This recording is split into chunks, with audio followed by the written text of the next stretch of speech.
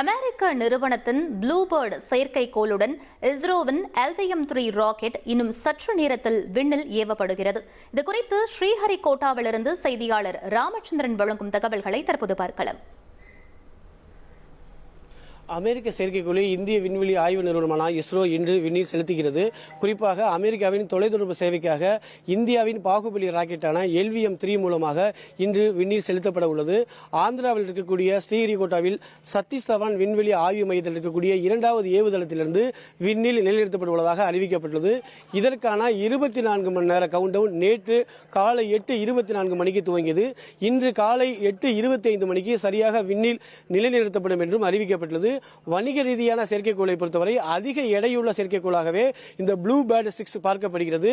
இதன் மொத்த எடையை பொறுத்தவரை 6100 கிலோ என்றும், அது மட்டுமல்லாமல் நீளத்தை பொறுத்தவரை 43 மீட்டர் நீளம் உடையதாகவும் அறிவிக்கப்பட்டுள்ளது.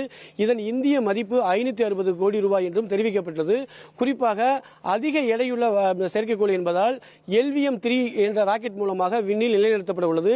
ஏற்கனவே இதன் மொத்த எடையை பொறுத்தவரை 640 டன் என்றும் அறிவிக்கப்பட்டுள்ளது. இந்தியாவின் சந்திரயான் 3 என்ற விண்கலத்தை இந்த LVM-3 என்ற ராக்கெட் மூலமாக விண்ணில் நிலைநிறுத்தியது குறிப்பிடத்தக்கது.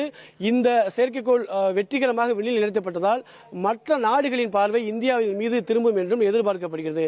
தந்தி டிவி செய்திகளுக்காக ஒளிப்பதிவாளர் லூகாசுடன் ஆந்திரா மாநிலம் ஸ்ரீஹரிகோட்டாவிலிருந்து ராமச்சந்திரன்.